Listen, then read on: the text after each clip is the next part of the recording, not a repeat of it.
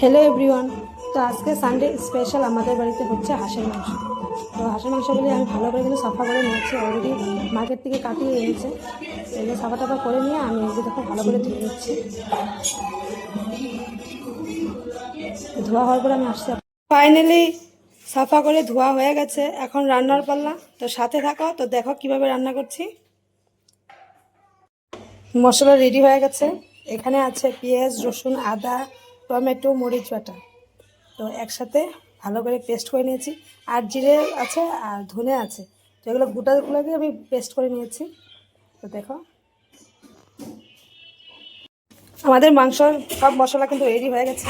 তো এখানে টুকরো টুকরো করে পেঁয়াজ রাখা আছে, রসুন, আর এগুলো গোটা রসুন দেবো। আমি কিন্তু গোটা রসুন খেতে খুব ভালোবাসি, আমি, আমার মেয়ে, আমার হাজব্যান্ড সবাই কিন্তু ভালোবাসি। তো ফাইনালি সব রেডি, এখন মাংস বসানোটা দেরি। কড়াই কিন্তু চাপিয়ে দিয়েছি। আমি রান্না করব না, আমার বোন বলছে ও আজকে রান্না করবে। তো দেখো, তো পুরোটা রান্না কিন্তু আজকে ওই করবে। দুজনে মিলে রেডি করেছি, আর রান্নাটা ও করবে। এখন জিরা ফোড়ন দেওয়া হয়েছে, রসুন দিয়ে দিল, পেঁয়াজও দিয়ে দেওয়া হয়ে গেল। একে একে করে সব কিছু দিয়ে দেবে। সব পেঁয়াজ রসুন কিন্তু দেয়নি, কিছুটা দিয়েছে আর কিছুটা রেখে দিয়েছে, ওটা পরে দিবে।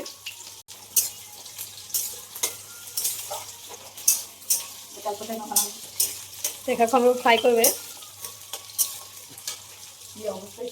মোটামুটি ভাজা হয়ে গেছে, গোল্ডেন ব্রাউন করে ভাজা হবে। আর মাংসটা দিয়ে দিব।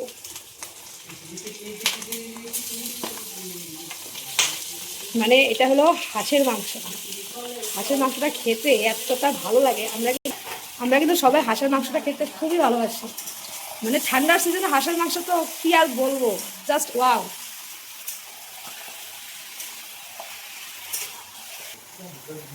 লবণ দিয়ে দিচ্ছে।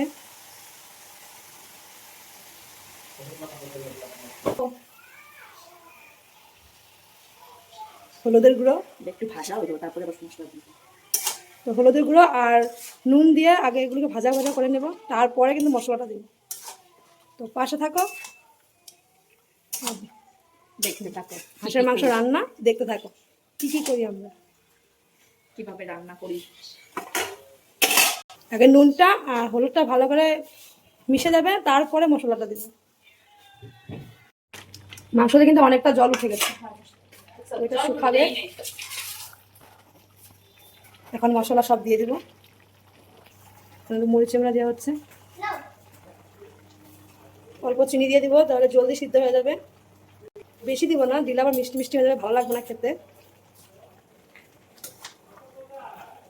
দেখো কতটা জল উঠেছে, অনেকটা জল উঠেছে, কিন্তু আমরা কিন্তু জল দিই নেই, সব জল মাংসের থেকে উঠেছে। আর হাঁসের মাংস কিন্তু অনেকটা তেল বেড়ে যায়, মানে কখন যে রান্না হবে মানে আর ভালো লাগছে না।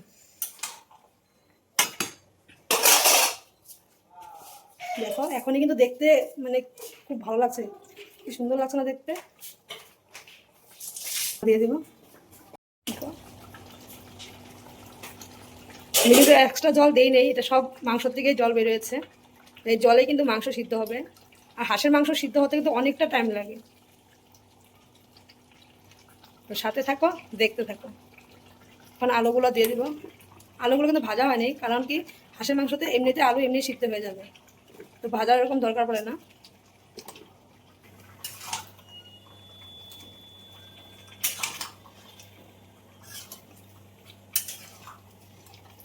মাংস কষানো হতে হতে কিন্তু এদিকে ফ্রাইড রাইসের জন্য সবজি সব কেটে নেওয়া হয়েছে। আমি কাটিনি, আমার বোন কেটেছে। তো সব রেডি করে নিয়েছে, ওই বানাবে। আমার বাড়িতে ঘুরতে এসে কিন্তু ওই রান্না করে খাচ্ছে। গোটা রসুনগুলো এখন দিয়ে দেওয়া হবে, কারণ কি এখন না দিলে সিদ্ধ হবে না। মাংসটা কিন্তু এখন মোটামুটি হয়ে গেছে। তখন আমি পেঁয়াজ আর রসুনগুলো যে ছিল ওগুলো দিয়ে দিচ্ছি। পেঁয়াজটা কিন্তু দিয়ে দিয়েছে, দিয়ে নাড়াচাড়া দিয়ে দিলাম, কারণ কি পেঁয়াজটা একটু কাঁচা কাঁচা থাকলে খেতে ভালো লাগে। মাংস কিন্তু কষানো হয়ে গেছে, এখন আমরা উঠিয়ে এই কষানো খাবো, তারপর দুপুরে লাঞ্চ হবে। আর এই কষানোটা খেয়ে তো নেই, আমি কিন্তু অলরেডি খেয়ে নিয়েছি 2 টুকরো উঠিয়ে, বহুত টেস্টি হয়েছে। কিন্তু একটু সিদ্ধ হবে, তার জন্য মানে কষানো হচ্ছে। উঠিয়ে নিয়েছি, ওঠানো হয়ে গেছে। এদিকে কিন্তু ঝোল দেওয়া হয়ে গেছে, গরম জল দিয়েছি। গরম জলটা দিলে তরকারি আরও বেশি টেস্ট হয়। তারপর দেখতে কিন্তু অনেকটা মানে সুন্দর হয়েছে। কষানিটা কিন্তু আরও টেস্টি হয়েছে। কষানো অল্প উঠানো হয়েছে আর অল্প ঝোল দেওয়া হয়েছে। তো চলো খেয়ে নিই, খেয়ে বলবো কেমন হয়েছে। অলরেডি তো আমি খেয়ে নিয়েছি, আমার কাছে তো বহুত টেস্ট হয়েছে। এখন তো সবাই খাবে না।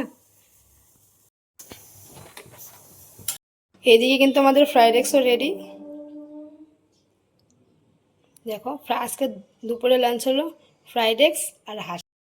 ফাইনালি মাংস হয়ে গেছে, আমরা কষানিও খেয়ে নিয়েছি, বহুত টেস্ট হয়েছে। তো তোমাদের কীরকম লাগলো ভিডিওটা দেখে অবশ্যই কমেন্টে জানাবে, আর কার কার হাঁসের মাংস খেতে ভালো লাগে এটাও জানাবে। বাই বাই, ভালো থাকো, সুস্থ থাকো।